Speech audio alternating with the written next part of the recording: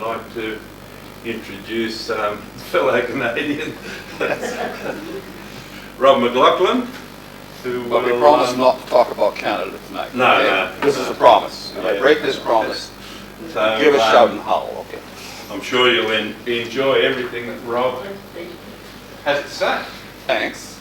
Thank you for coming along tonight. I hope you'll be suitably edutained, that is educated and entertained. I've got some notes here I'll have to refer to occasionally because there's dates and things like that, and I can't remember dates. I'm hopeless on dates, which is a real problem for historians. But I'm going to start off with a bit of an explanation and a bit of an apology and a bit of an observation, and then I'm going to also make a bit of not a request, a bit of a demand of you as well. Okay.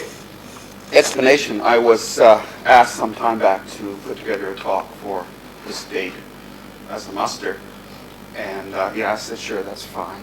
I wasn't sure what I would do at the time, but around about the same time I was also approached by Brian Atkinson, who many of you will know, who next week is running a reunion for school bursars, who I gather are a bit like accountants, I'm not sure, but school bursars, and I'm doing a talk for them as well. And the apology is, the talk I'm giving to you tonight is going to be very much the same talk I'm going to give to them next week, but with some interesting additions as well. But an observation, first of all, as you can see tonight, I'm going to talk to you about three things that happened in Bathurst. I called them three Bathurst contributions to the 19th century that actually made a big difference to how Australia developed in the 19th century and into the 20th century, and even today. The Australia you know today is very much beholden to these three things that happened in Bathurst back in the 19th century. I'm just looking at the 19th century because I'm more comfortable with the 19th century. I quite like the 19th century. It's my sort of century.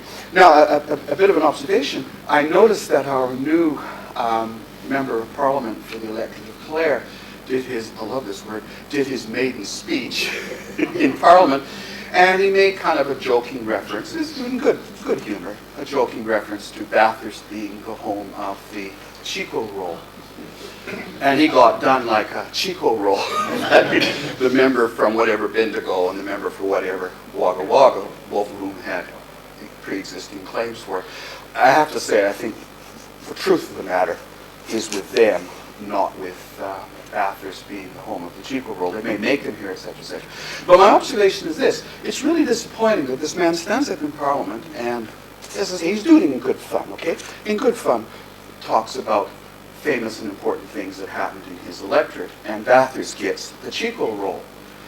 If this talk had been a couple of 3 weeks ago, and he'd come along to the talk, he'd be able to say to these people in Parliament, you know that in Bathurst some very important things happened in the 19th century.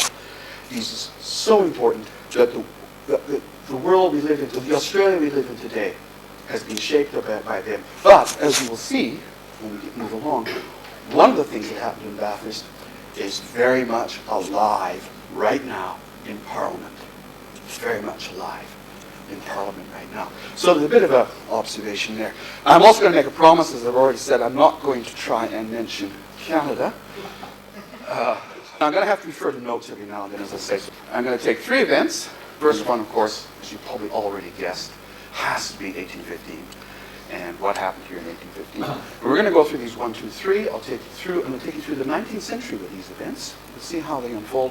And we're going to end up with Jack the Ripper coming to tea in Bathurst. I'm not putting you on.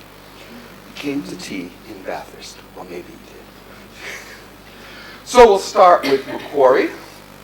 And look, I really don't have to tell you a lot about this. You've had Bathurst 2015 last year. You've had the bicentenary. You've had up to your back teeth with, you know, those guys going over the mountains in 1813, finding a way in Evans being sent here to do some exploring, reporting back to Macquarie. Macquarie thinking, hey, this is a really good thing. So he gets Cox to build this road through to Bathurst. Well, what becomes Bathurst? And then Macquarie decides April the 25th, he ought to come out and have a look at what's happening out here and to establish some form of settlement. Indeed, he leaves April 25th, 1815, arrives down here on the banks of the river, on May the 4th, 1815. You've had all that last year. We've had all about the Flagstaff, etc. So I'm running through this a bit faster because our visitors next week, they're all out of town. I'll talk to them in more detail about it. But the way I'm working this is I'm going to take you to an event with a little card like this for each of the 3 events, or 4 events actually. The place is at the Flagstaff on the banks of the Wambo River, recently renamed the Macquarie River. The date is a little after breakfast. We can be really precise on these things. This is so wonderful. We can be absolutely precise on when and where these events happen. A little after breakfast, this is from his own journal, on Sunday the 7th of May. And present, we have Governor and Mrs. Lachlan Macquarie, official party, military guard, diverse gentlemen of the colony. I'm being generous calling some of them gentlemen, quite frankly, but not to worry. Mr. Cox's road party, assorted convicts and servants, etc. Plus, there's a group of Wiradjuri men also observing what's going on.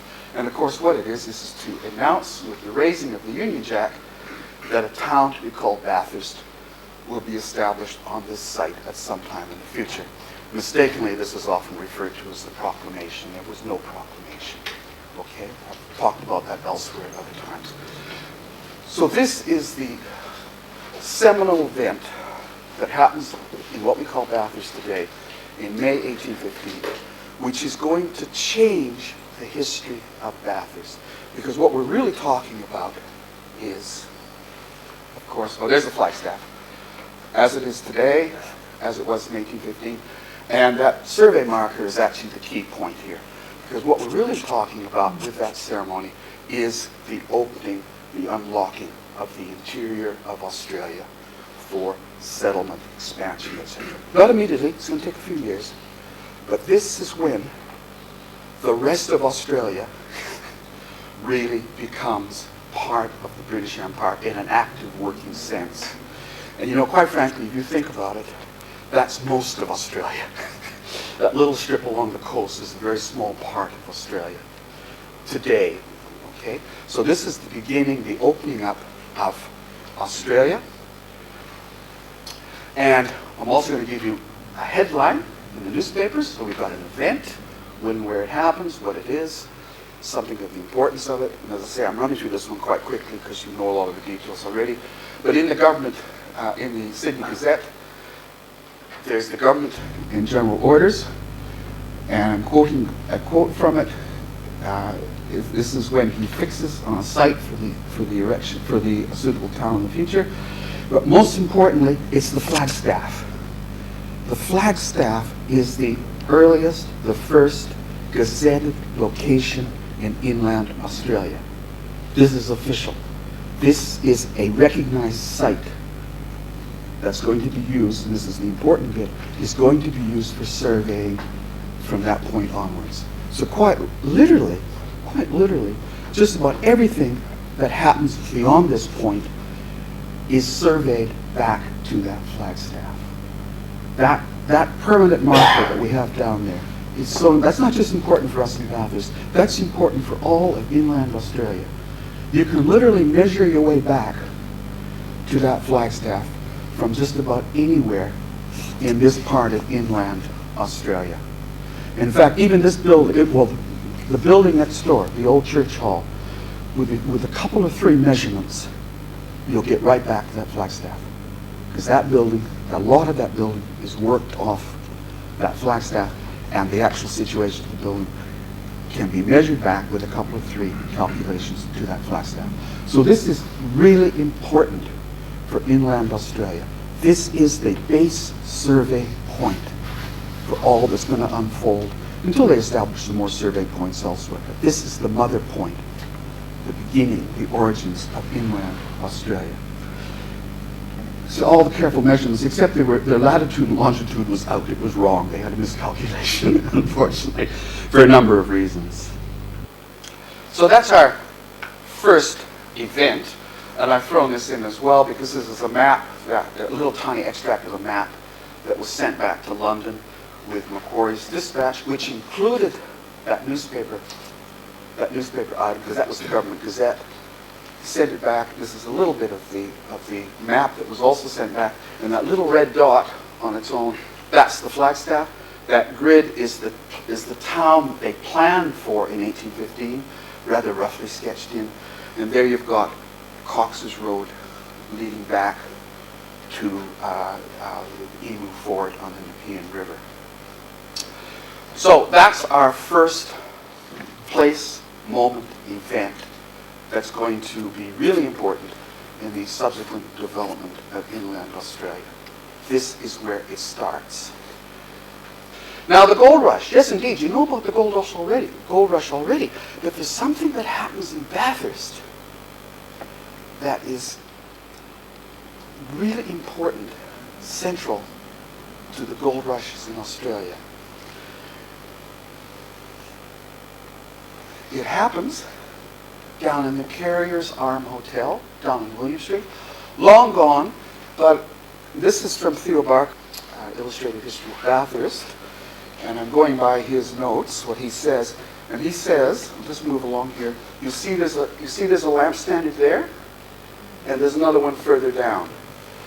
Public houses had to have a lantern outside their premises, which they had to keep lighted all through the night. That was to guide any travelers that were looking for a hotel. Okay?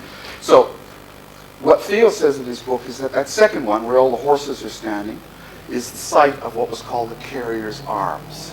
The Carrier's Arms. Mr. Arthur's Carrier's Arms. In fact, it's got a horse and wagon out front, probably suggests that somebody's taking a break. It's like a truckie stop, eh? A truckie stop. Somebody's taking a break and gone in to have a quick drink and a bite, etc. before they start off again. Okay, so that's the site, okay? That's where we're going now. That's where we're going now. The place, Carrier's Arms Hotel, William Street. The date is the evening, about this time, Thursday, 8th of May, 1851. And I can be very precise. And present is Mr. Edward Hargraves, and, in quotation marks, because I've taken this from the newspaper report on this meeting, a few gentlemen of Bathurst. Now, in this case, I'm not going to be rude about the character of these gentlemen. These really were the gentlemen of Bathurst. So Hargraves had quite intentionally invited some of the leading citizens of Bathurst and district to come along to the pub to hear what he had to say. And what he had to say was to bring his discovery of extensive gold deposits, quote, more prominently before the Bathurst public. He is going to announce, the rumors have been going around everywhere.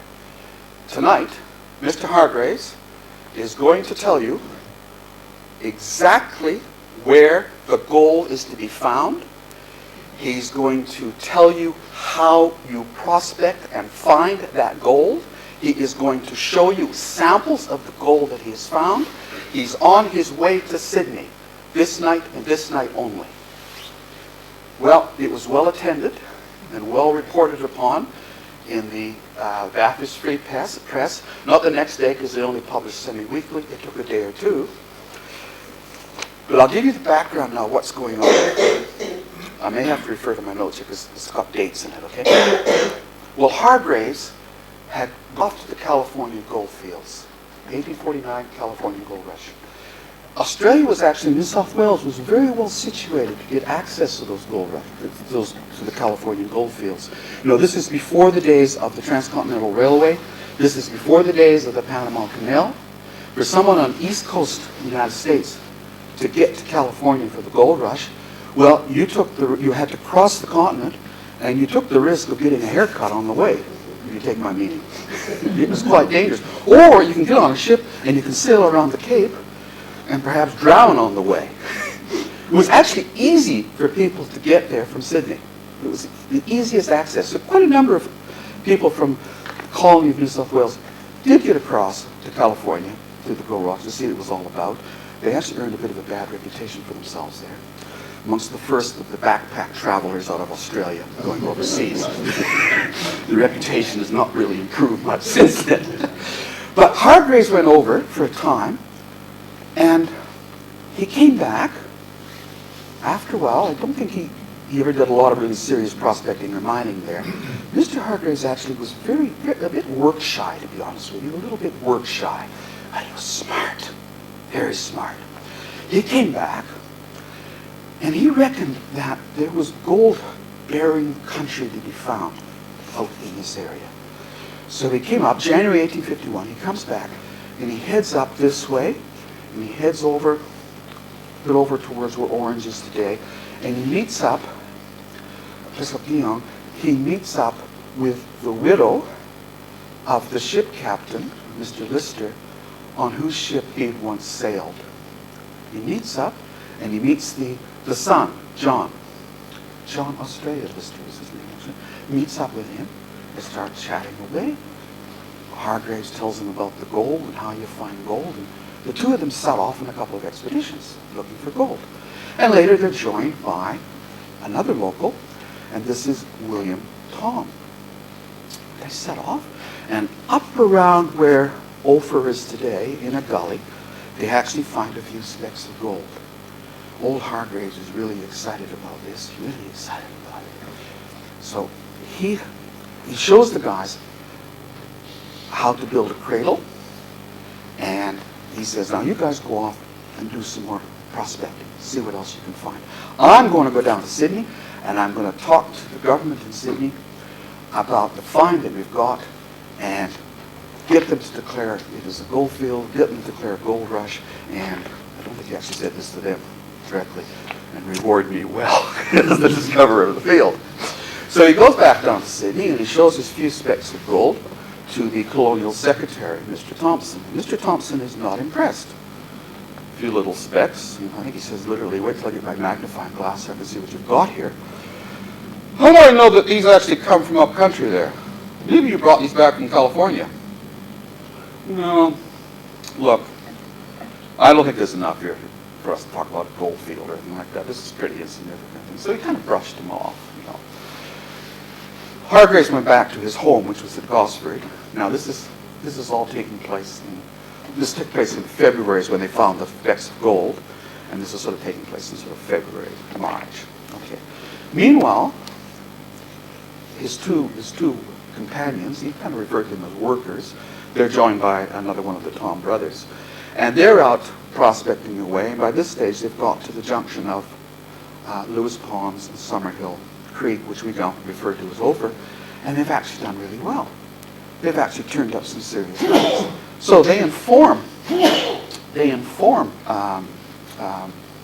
Hargraves about this, and Hargraves has more discussions with the government about, look, we think we've got more gold. He's actually this time also starting to leak stories about this gold up here, but he's very vague about where it is. And what happens is he comes back, and yes, indeed, they've got all this gold, but the government's still very reluctant, even with his stories and all that, to do anything about it. And I can see what's going through Hargraves' mind is this. He's getting very worried. He's getting very worried. Other people are going to be out there, start looking for the gold, and someone else might find the payable gold field before I do, and claim the reward, claim the honor, etc., before I'm able to do it. Right? So he's back here in May, early May, and he's about to head back to Sydney with the gold nuggets that his employees have found. And this is what's going through his head. The government's been really reluctant, dragging the chain on this. They actually want their geologists to come along and look at things. I think I'm at risk of losing everything. So what should I do? What would you do? A preemptive strike? Exactly. That's what this is. This is before he's actually got back to talk to the government about what they've actually found and exactly where it is. He is worried that he's going to get diddled out of any reward, any advantages to him personally. So what is he? And the government's really still unsure. Jesus, gold rush. Look at California. You want this place turned into the chaos of California? How do we handle this? Remember, you have no precedents for gold rushes in the British Empire prior to this time. The only precedent for a gold rush in that age, mid-19th century, is California. that is the first gold rush, serious gold rush. They actually don't know how to, does this come as news to you? They don't know how to handle this back in Sydney. They don't know how to handle something new. How are you going with your broadband, folks? Take my point? They don't know how to handle it. They don't know what to do. They're actually terrified in Sydney about the breakdown of society with the gold rush, about shepherds walking off from their flocks, about sailors jumping ship and heading off to the gold fields. They're really worried about a meltdown in society. So they really don't know what to do. And Hargraves, he personally declares the gold rush. He does it in the pub that evening. Look at this gold I found. This is the gold we found. Jesus Christ, I've never seen gold like that before. Wow. He even took some of the little bits and manufactured them into a nugget. Into a bigger nugget. Oh, that's heavy, isn't it? Well, Mr. Hargraves, how do you know where to look for it? Well, this is what you look for. Well, how do you do it? Well, you pan it. Let me show you how you do that. And you make what's called a California cradle. Oh, you can knock up a California cradle with a bit of scrap timber. It's not a problem. It's not easy. It's not difficult. Yeah, this is fantastic. This is fantastic. Well, there's a visitor comes to Bathurst a couple of days later, and he says most of the menfolk of Bathurst have left. They've gone to the gold field. Down in Sydney, they have no choice. No choice. Oh, sorry, let's move along. I get a little wrapped. There he is. Sorry. This is all happening up there. There's a very nice portrait of Mr. Hargraves. That's not long after these events are happening. The picture is from 1851, not long after the events that I'm discussing. Carry on. Okay, that newspaper story appears in the Bathurst Free Press on the 10th of May, 1851. That's on the Saturday. The meeting's on the Thursday. It's not a daily newspaper, so it doesn't appear till the 10th. And it gets picked up. This is before telegraph, right? Copy has to be carried by hand, right? It gets picked up by the other newspapers, 15th of May. Goulburn Herald's got it. Maitland Mercury's got it, 17th of May.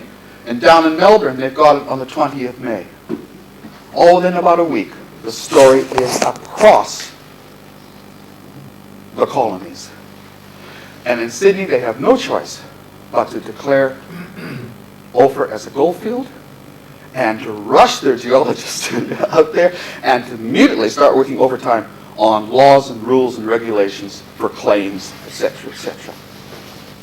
It happened here in Bathurst. The gold rushes in Australia, the gold rush in Australia, because it is a continuous gold rush through the 19th century, quite frankly. It just moves camp. It starts that evening here in Bathurst, just down the street, just down the road. Now, and to prove my claim, there's a sign on the West Back Bank. There's a little bit, the thing is, that building was actually existing back then. Or, no, it wasn't existing then, it's a bit later, yeah, a bit later. But, I'm sorry, I'm going off track here. The photograph I showed you, which is from the 1870s, actually shows that building. And the pub is sort of in here. You agree? You don't agree? Tell me where it is. Underneath it. Got pulled down. Oh, okay, so that's built on top of it then. Okay, fair enough then, yeah, okay. There's an anomaly then with that photograph, because I don't think the carrier's arm is in that photograph. You can't say it. You can see the veranda on it. You can see the veranda on it, Yeah. okay. Corrected. I'll talk to you later. Yeah, but there's the sign. Now this sign's interesting. This is the politics of the Bathurst District Historical Society here, because there was a long-running controversy as to the part played by John Lister and William Tom in the discovery of gold.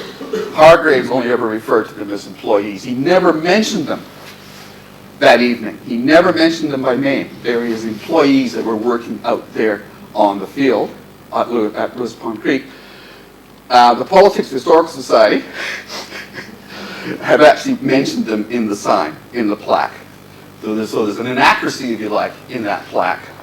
But Lister and Tom are two local heroes, and it took them decades to get acknowledgement from the government that they were indeed the discoverers of the gold. So there you have. Now, Let me just give you a statistic as to how and why the discovery of gold in Australia was and is so significant. Okay? In 1851, before the gold was discovered, not just here, but also in Victoria and elsewhere, in 1851, the colonial population of Australia, this is not counting indigenous people, the colonial population of Australia was between 300 to 400,000 people. 1851. 1861, 10 years later, you want to take a guess what the population is? 1.2 million. This place increased in terms of European, call it European settlement, and it includes Chinese settlement too at that point, that it increased by a factor of 3 or 4 in 10 years. In 10 years. Rob, there was a parliamentary inquiry in the 1890s. Yes, into this, yeah. They Tom and Mr. deserve. Yeah, I know, I'm talking about moments in Bathurst history, okay? I mean, you could spend the whole evening talking about the gold rushes, etc. I agree, and that's the point I made, that later on they were given credit, acknowledgement. But Hargraves got it first. He did very well. Hargraves did very well. Okay, the third one has to do with shaping federation. Do you see what I'm doing with this? Where I'm taking you with this? I'm showing you not just sort of unimportant moments in Australian history. I'm showing you really important moments in Australian history that had their genesis, the beginning here. The opening of inland Australia, the beginning of the gold rush. I mean, it could happen somewhere else, another date, etc., but no, it didn't. It happened here. Now, this last one has to do with shaping federation. And I know you probably all know where I'm going with this. I'm talking about the People's Federal Convention that was held here 16th to the 20th of November, 1896. This was not, and let's stress this point, this was not, and this is really important, this was not one of the official meetings or conventions. Like the Kurrawa Convention of a few years earlier, this was one that was put together by private citizens. It was put together, organized by people in Bathurst who were very keen on federation. And what they could see was that federation was lagging along. It wasn't really coming together fast enough. They'd been talking about, by this stage, they'd been talking seriously about joining the 6 colonies, and even included New Zealand on occasion, the 6 colonies into one federated country. They'd been talking about that since about 1889, 1890.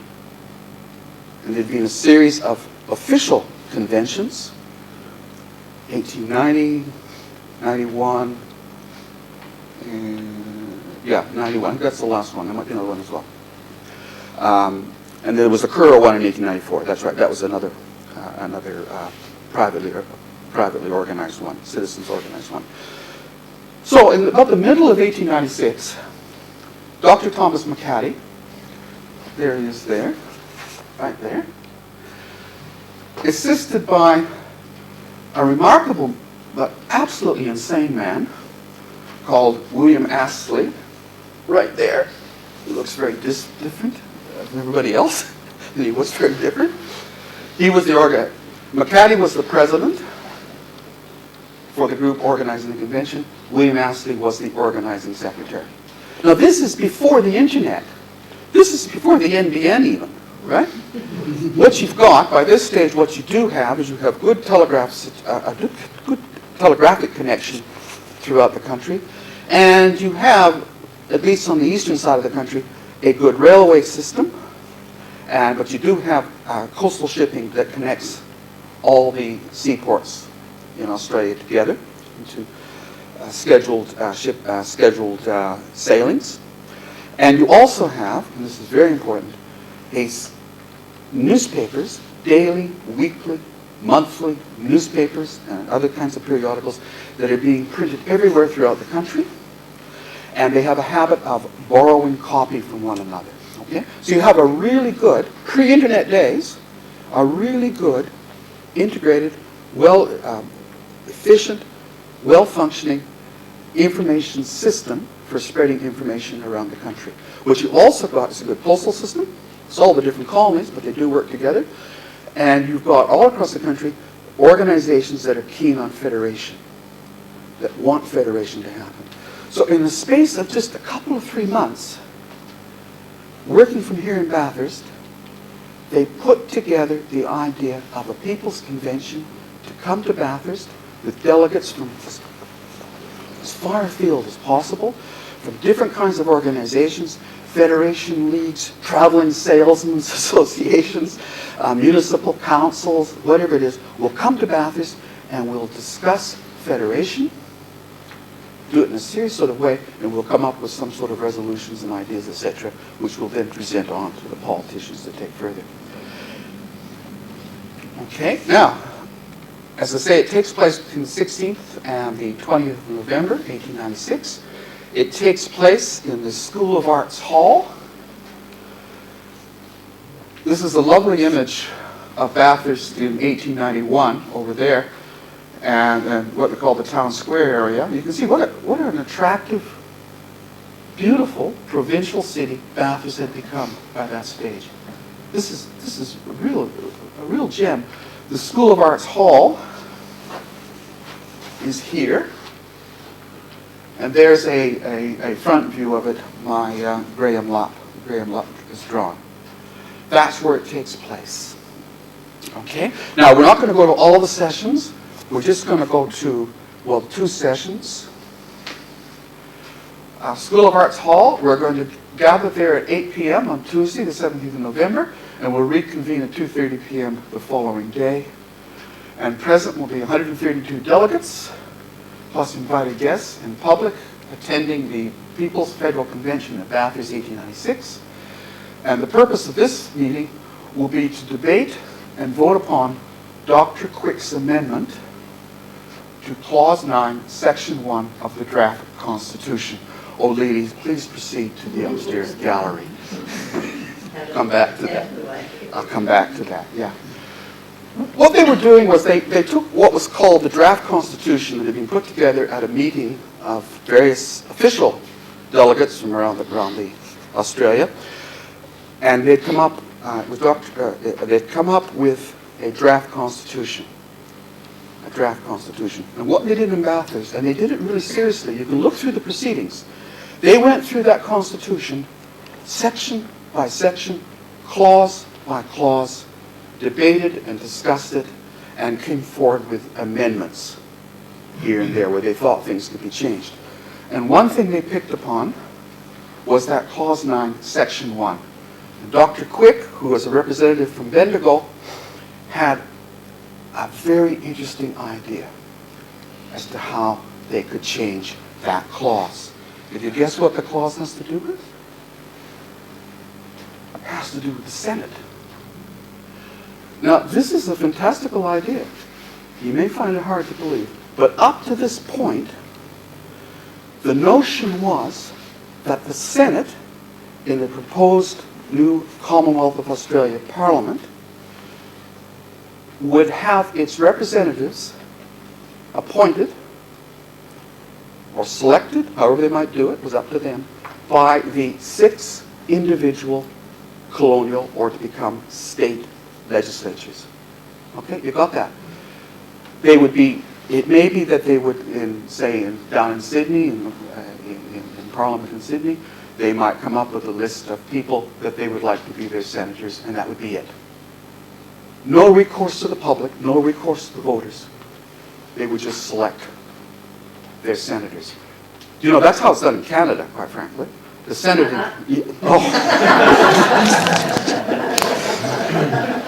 Okay. Sorry. Okay. Forget that. No, I'll make this point, though. That was how it was done in the United States until 1913. Until 1913, the voters in the American elections, the voters did not elect their senators. Their senators were appointed by their state legislatures. Got that? Now, Dr. Quick said, here's what I want to do. we'll take out directly chosen by the state houses of parliament, and we'll put in to be elected by the federal electors of the several states in such constituencies as might be determined by state laws. And that was voted upon. This was very controversial because the individual colonies were really worried about losing their power to this new proposed federal government. And so the whole idea of the Senate was to be the house that represented the states. And the best way of doing that was to ensure that the senators could actually be selected somehow by the state governments. So they were really worried. So it was hotly debated, it was contested, but it got through 81 votes to no. It was passed. Now, I stress, this is not an official convention. This is simply a group of citizens, and not even perfectly represented in terms of all the states and colonies, all the colonies at the time. There's only 2 representatives from Queensland, for example. There's only a couple or so from Western Australia. There aren't that many from Tasmania. Most of them are from New South Wales, Victoria, South Australia. That's where most of them have come from. But this idea was put up and it was passed. If you look at your Constitution today, has anybody got a copy of the Constitution with them? No? In America, you're bound to have somebody that have a copy of the Constitution in their pocket. In Canada, too, maybe. Well, it's the British North America Act. You can check this for yourself. It says the Senate shall be composed of senators from each state, directly chosen by the people of the state, voting until the Parliament otherwise provides as one electorate, which is what you do now. Except, if you go back and read the Constitution, you'll see that there's a special provision for Queensland. Queensland has the opportunity under the Australian Constitution, the Queensland government has the opportunity under the Australian Constitution to actually set up electorates within that state for the Senate. This is because Northern Queensland did not trust Southern Queensland when it came to dealing with the federal government. But you have to look at your Constitution. There's actually a clause in there that allows Queensland to do something different. But this is remarkably like what was decided upon here in Bathurst in 1896. Now, here's the School of Arts Hall today. Shame, shame, Australia. Shame, shame. But we do have a very nice artwork by a sculptor artist, artist Nicole Ellis. And if you go down and read the names on that, you have the names of all the delegates, guests, etc. And here's a little challenge. There are 3 future Australian Prime Ministers on that list. See if you can find them. Okay? See if you can find them. Headlines and footnotes. As I said, I'll give you a headline here. Well, this is from the Sydney Mail, and I've not directly quoted this because the original quote's just too long, but the Sydney Mail said that the convention has done more to popularize federation than anything which had occurred to this time. And then Sir Robert Garran, who attended the convention and later on went to become sometimes called the Commonwealth of Australia's first public servant. He said the convention helped dissipate the vague suspicions about the Commonwealth Bill, that's the 1891 draft constitution, that many people had felt. And then Quick and Garran together in their seminal work on the Australian Constitution said by taking the 1891 draft constitution as the basis of discussion, the convention established it would be the basis of all future deliberations in drafting Australia's constitution. So what happened was this meeting of private citizens in Bathurst regenerated the movement towards federation, but also it confirmed that the 1891 Constitution, which was causing some problems in some of the colonies, would become the basis for the future Constitution for Australia. All that happened here. And that notion of an elected Senate, which was presented here for the first time in public, this notion of a directly elected Senate became the accepted idea for Australia's Senate when it came to putting together the final constitution. So all that happened here in Bathurst. Regenerating federation, revitalizing it, establishing the 1891 Constitution as the document we're going to work from, and incorporating this notion of a directly elected Senate happened here, just down the street. Just down the street. It happened here. Popular endorsement of federation with an elected Senate. Thanks, Bathurst. Love from Pauline. So our new member of Parliament, he was to talk about the importance of Bathurst in terms of Australia today, had only to contemplate Pauline, not you, Pauline, but the other Pauline, and the mess, if you think of it that way, the mess the Senate is in right now. Thank you, Bathurst. You did it. Okay, so those are my three moments in the story, in the history of Bathurst that made a big difference in how Australia developed into modern times. It's the beginning of inland Australia. It is quite literally the beginning of the first gold rush with Mr. Hargraves at the pub telling one and all. And it's also, through the People's Convention, a moment which helped shape Australia's federation. Now, Jack the Ripper came to tea. I'm going to take you to Cambria Terrace on Havana Street. You all know it, I'm sure. Now, I think this is the place where the event I'm about to describe took place. I was told about this about 20 years ago by either Bill or Theo. I was told about this, but I can't find any kind of evidence to prove it. But they told me this is, oh yeah, that's where it happened. So I'm going to take their word on this. We're two very good historians, and I trust their word. Well, Baron Swanson calls on Kate. The place is Kate's sister's residence, Cambria Terrace, Havana Street, Bathurst. The date is Saturday, 16th of January, 1892. Now look, it could be Friday, but I think the girls are working that day. So I think it's Saturday afternoon. It's not Sunday, I know that. And present is Miss Kate Rosenfeld, her older sister, Miss Elizabeth Rosenfeld, and Baron Swanson. And the purpose is for the Baron to gain, with Elizabeth's approval, Kate's acceptance of his proposal of marriage. You're married. And tea will be served with the best china. The Baron's coming. The best china. So exciting. There they are. There's Miss Kate Rosenfeld, and there's the Baron Swanson. Well, what's the story? Well, it goes like this, if I can remember. 18 years old, okay? And it's kind of a sad story in a way because both Kate and her sister Elizabeth and their brother Thomas had all come out to Australia a few years earlier following the death of their father. The mother had died many years earlier, and in a lot of ways Elizabeth was like Kate's mother. Elizabeth really had raised Kate and looked after her. So they all came out here, and they came to Bathurst.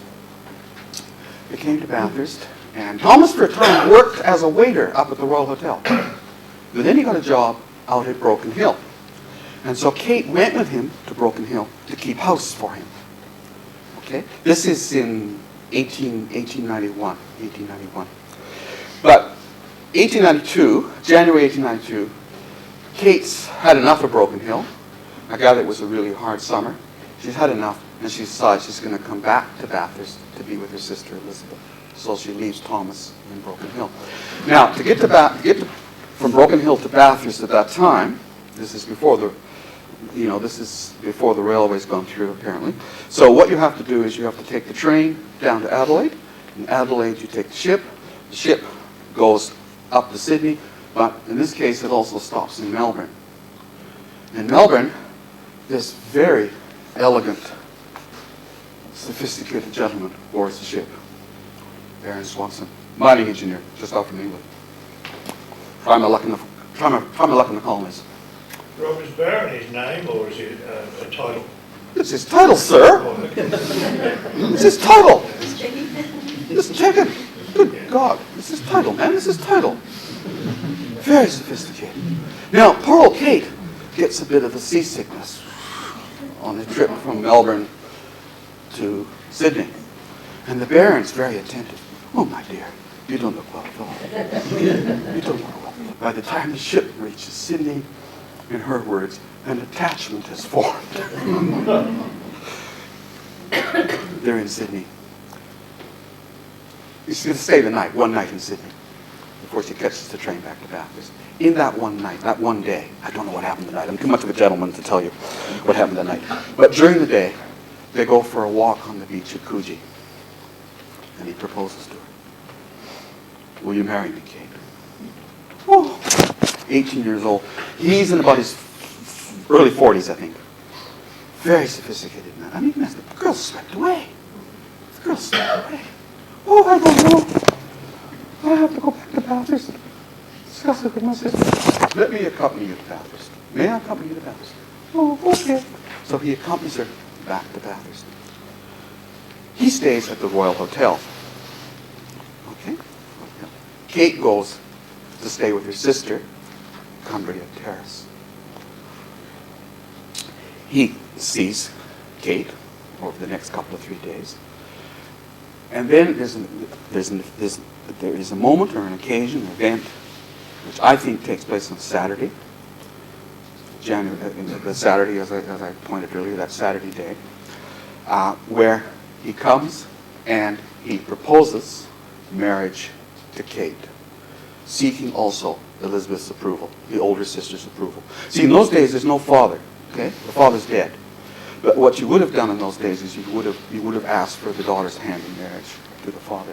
Well, Kate's sister is the parentis in locus at this point. Okay, so he asked her, and Elizabeth said, "Marry him, marry him." This guy is sophisticated. He's obviously wealthy. He's obviously well educated. He seems to know everything about everything. Fine clothes. He's giving Kate jewelry. Beautiful diamond and sapphire ring. He says, my sister who was out here with me, she had to go back to England because she was not well. She was very ill. I have all her clothes. Would you like her clothes? Can you imagine what these clothes would be like, eh? This is an aristocrat's daughter, or sister. Her clothes. Would you like her clothes? Oh, Kate is swept away. So Kate, in the end, says, yes, I will marry you. And he says, I want you now to come with me. I'm going to go to Western Australia. I think I have prospects there as a mining engineer. We'll go there, we'll get married, and we'll set up home there. She says, no, this is a curious thing that happens. She says, no, I'd like to wait for a while. I'd like to wait until after the Bathurst show. Work it out. The Bathurst show. She says, I think I want to wait. Fine, my dear, fine, my dear. I will go on to Western Australia, and I will keep in touch, and I will let you know when I've found a job, place, etc. And he keeps his word. Okay? He keeps his word. He sends letters. He sends her a letter that he's now got a position at Southern Cross, which is a place in Western Australia, a gold mining town. I have a position as a mining engineer. It pays this much, etc., etc. Please, I want you to join me. And he sends her a draft for £20 to pay her way. Got this? To pay her way. I have to look at the date now, if you don't mind. I have my glasses here to make sure I got that right. Okay. Kate finally departs Bathurst on the 10th of March, 1892.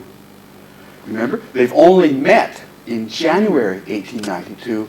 By March 1892, she's engaged and she's on her way to join her fiancé in Western Australia at Southern Cross to be married and to make her life with him there. After the show. After the show. Well, that's what it said in one of the reports I read. Some of the reports are quite gossipy, quite detailed. March the 10th, she leaves Bathurst, gets on the train, and she's going to go to Melbourne to catch the coastal steamer that is running through to Fremantle. She gets off the train in Melbourne on the 11th of March. Fast trip. It puzzles me. It was a fast trip. And she's met on the platform by 2 police detectives. Is your name Miss Kate Rosenfeld? I don't think it could be. We'd like to talk to you, please. Would you please come with us? And they tell her, your intended, Baron Swanson, has just been arrested in Southern Cross. He's been arrested for the murder of his wife in Windsor. On March the 3rd, this is taking place. This is fantastic. You know, you look at the police today and how they struggle sometimes to solve crimes. This is before the NBN, which we don't have. This is incredible. On March the 3rd in Windsor, somebody's showing this cottage to prospective tenants. Jesus, a bit of a smell in here. Looks like it's coming underneath that fireplace.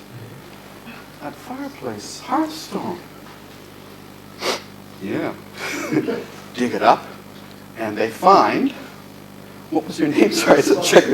No. Well, no. Well, no. This is it. This is the thing about. Just excuse me while I find Emily. They find Mrs. Emily Williams buried beneath the hearthstone. Well, the thing is, the body was, well, how can I put this? They were the last known tenants were Mr. and Mrs. Williams. And Mr. Williams has disappeared. But also there are sort of half-burnt documents left in the fireplace. Half-burnt documents left in the fireplace that identify who Mr. Williams is. And there's something about Mr. Williams I forgot to tell you. Mr. Williams has the most fantastic ginger mustache. This is going to be part of his undoing. So they work out there's a murder here, and they work out that Mr. Williams is the murderer, and Mr. Williams has absconded. Okay? Now, as I say, this is before the internet. This is before closed-circuit television. This is before DNA testing. This is before all these things that the cops trot out today. What have they got? They got the telegraph, they got newspapers, and they've got a postal system, and they've got a pretty good media that is really good at sort of gory stories spreading them across the country. All right. By March the 10th, they've worked out who the man is that they're seeking, Baron Swanson in Southern Cross in Western Australia. He is the man they're seeking. His name is, they reckon, Williams, not Baron Swanson, and he's arrested. But also, they have worked out that he's got this relationship with our Kate back here in Bathurst. My understanding it was that Kate, reading the newspapers, said, "Oh my God, I'm sending my sister off to a murderer." And she got in touch with the authorities, literally the day Kate left. And so good as the communication system, so good is it, that the cops in Melbourne had been advised by the cops in New South Wales and Sydney that Kate's coming down on the train, stop her. She's not to proceed. Tell her what's going on. And Kate also gets a telegram from her sister when she reaches Melbourne about, for God's sake, stop, don't go any further. All this happens in the space of a week. They discover the body, they arrest the murderer. All in the space of a week. It gets even gorier.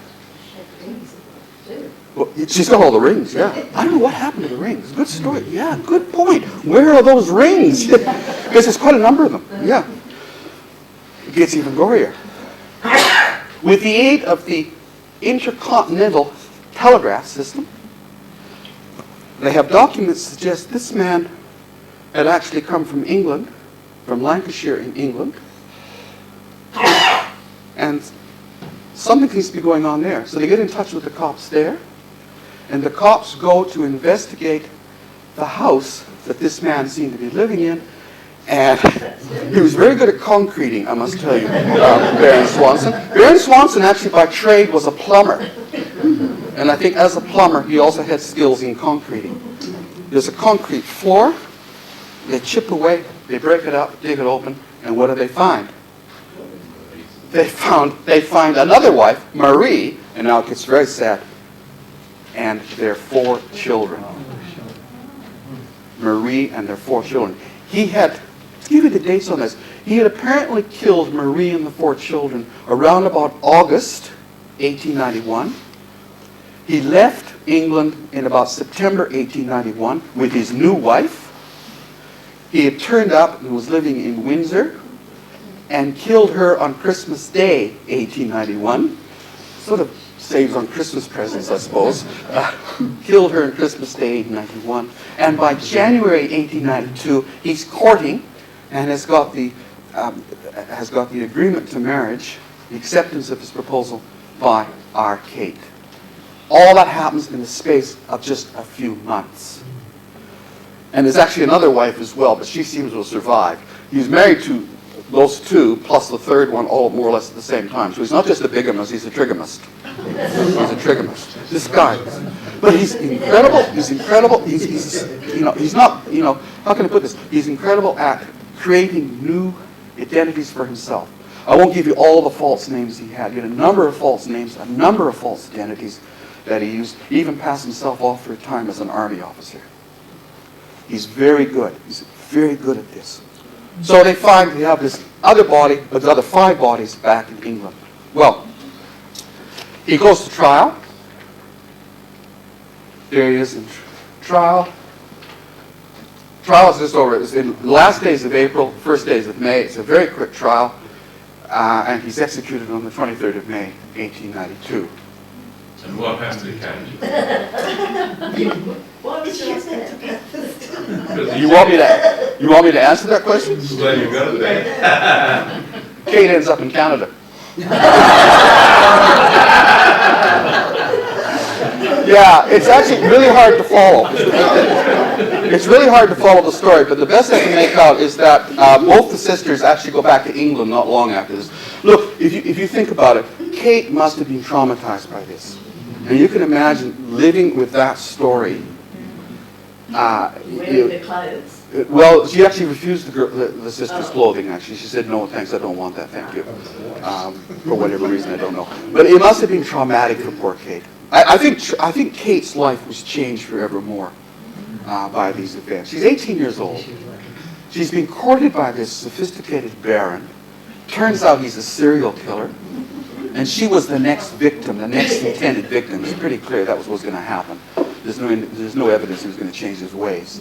I think he got a taste for it by this stage. The 2 sisters seem to have gone back to England, and then around about the 1920s, with Kate at least, I find that she's ended up in Canada. And she was a milliner, a hat maker, as was her sister. And I've actually found a trade notice for her as a milliner in Canada. And she dies in the 1950s. Never married. Never married. That's where the jewelry I wonder why. to buy the ticket to Canada. Well, I don't know. Her sister got married. She had kind of always stayed with her sister. She sort of shadowed or stuck with her sister for the rest of her life. As you would. As you would, yeah. He just came down close to being murdered on the encouragement of her sister. Related to you. No. That's another story. I gave you a newspaper item. This is the headline. I don't think these 2 words, excitement and Bathurst, have ever appeared in a headline anywhere else, ever. I just picked one newspaper at random, Newcastle Morning Herald. The excitement at Bathurst regarding Williams. That's another one of his aliases. He had a number of aliases. Intense young lady, Miss Rosenfeld. The lady in question is about 18 years of age. A nice-looking, refined young woman. And the article ends up with a little comment that when the engagement was announced and everybody was talking about how Kate has found this baron and is, oh, what, isn't that fantastic? Everybody was saying how lucky she was, how fortunate she was. Gosh, I wish I was in your shoes. I wish I had this. Yeah, so there you have it. Perhaps they made their own clothes. Now, I said Jack the Ripper. Yeah, Jack the Ripper. You can check this out as we do these days on the web with Google and all that. And what you'll find is that his name, let's go back and tell you what his real name was. His real name was Frederick Deeming. So look up Frederick Deeming on the internet.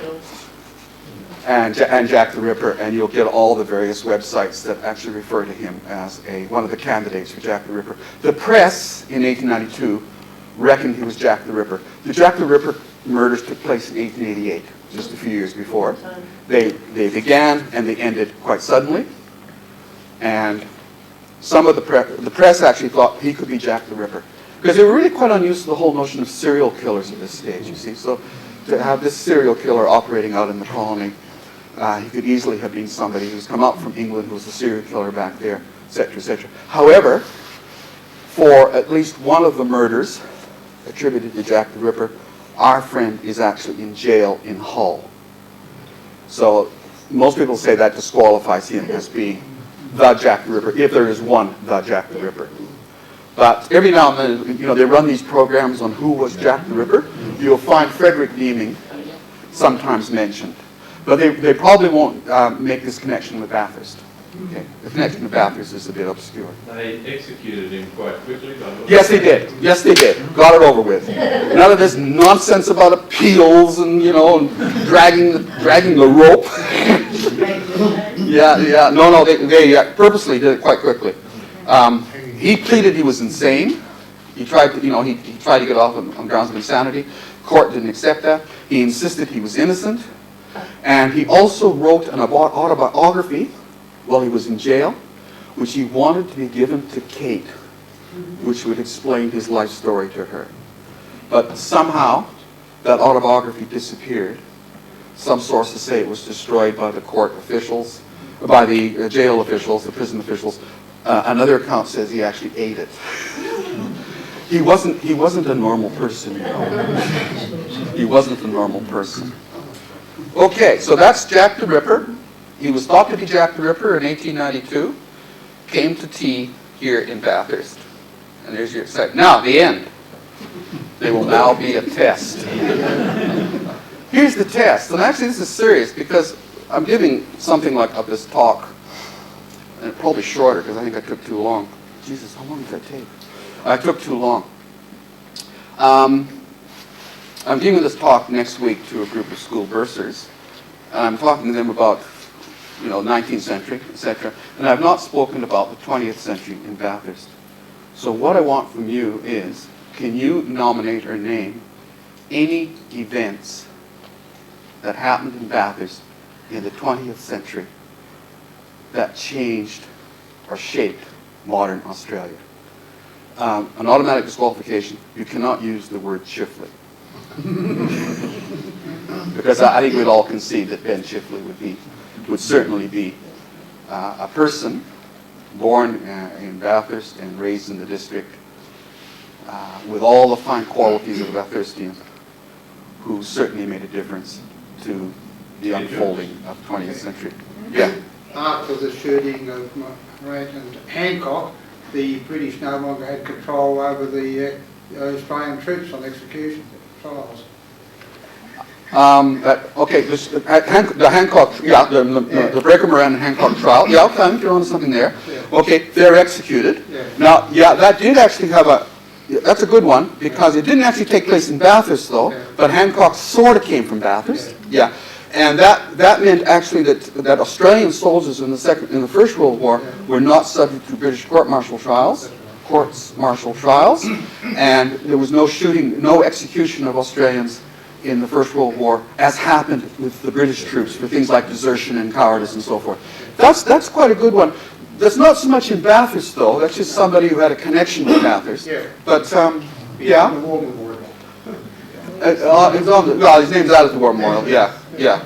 But the War Memorial hasn't got anything much to do with it. I mean, yeah. But I mean, the connection the connection with Bathurst is there. But something that takes place right in Bathurst, where you can actually have a place and a time and an event that made a difference. The great car race that we did here in Bathurst. When did it start, and was it Bathurst people that started it? Well, it did start, yeah, it was, yeah. But I mean, scenic drive. yeah. But I mean, is that our legacy? Council scam. A car race? It's a legacy to the rest of the world. What's happening in Bathurst?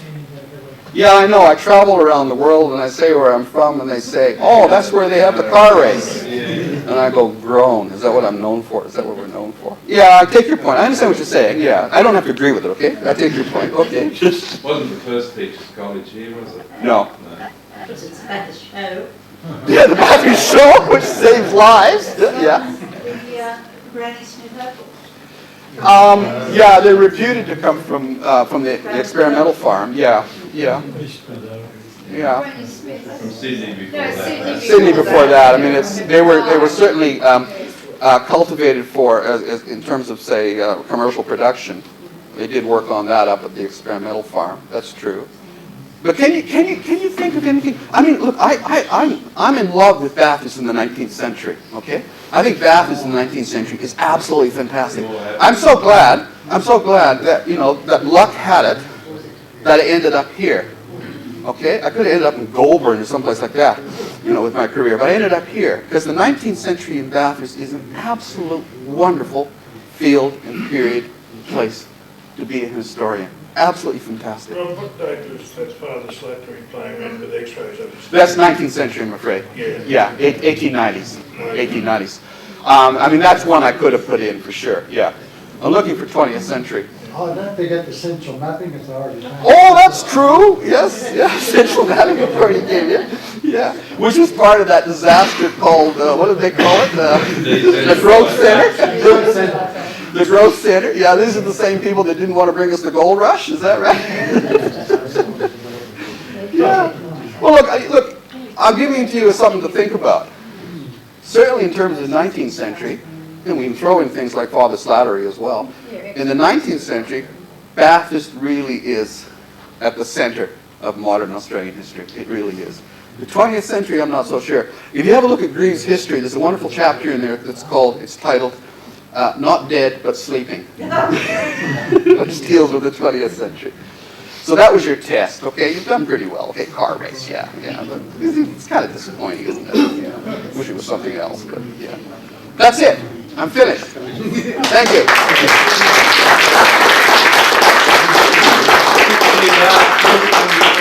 Yeah. Chris to say thank you. No, all right then, Chris, could you? Thank you, Rob, once again. Interesting that it headline Bathurst and we consider you our human headline. It's well done. It's a very interesting talk. Thank you. Okay, thank you. Well, thank you. Very kind. Thank you very much.